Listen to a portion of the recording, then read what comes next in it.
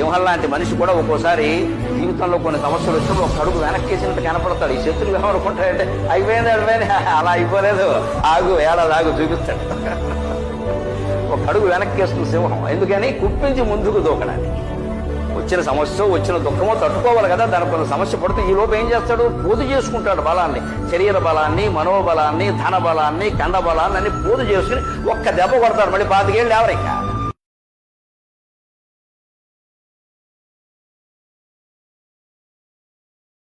ఎక్కడెక్కడ వెతికి చూస్తే అక్కడక్కడ ఉంటాడు నారాయణుడు. అన్నిటి యందు నిండి నిబీకృతమై ఉన్నాడు అన్నాడు. ఓహో అలాగా అయితే ఈ స్తంభంలో ఉంటాడా అన్నాడు. అంతటా ఉన్నాడు. ఇప్పుడు వస్తోంది నరసింహావతారం. ఈ బ్రహ్మాండమంతా ఒక నారసింహం అయిపోయింది. అన్నిటిలోకి చేరిపోయింది విష్ణుతత్వం నరసింహావతారంగా.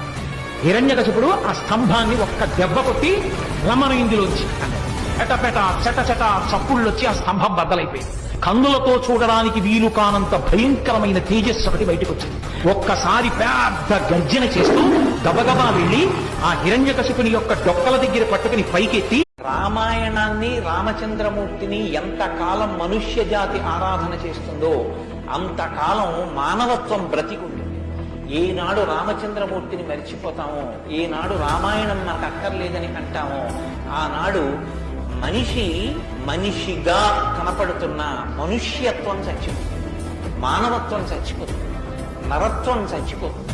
అది పోయిన నాడు నరజన్మ యొక్క ప్రయోజనమే పోతుంది.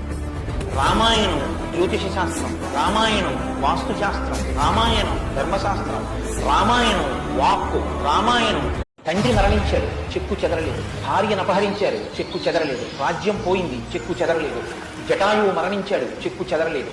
ఇలా కాదన్నయ్య, ఈ మార్గాన్ని విడిచిపెట్టి ఇలా వెళ్ళన్నాడు. తోడపుట్టినటువంటి లక్ష్మణమూర్తి నాకొద్దన్నాడు.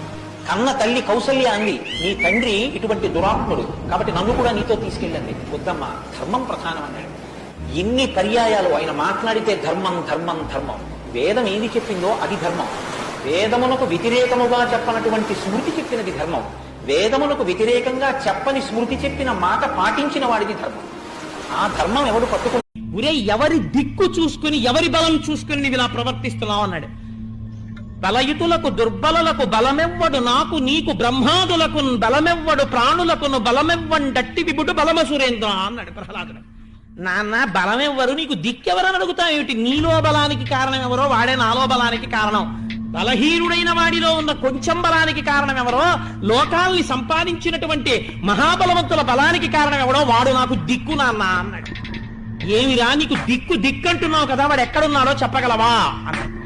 ఎక్కడున్నావో చెప్పగలవా అని అడుగుతావు.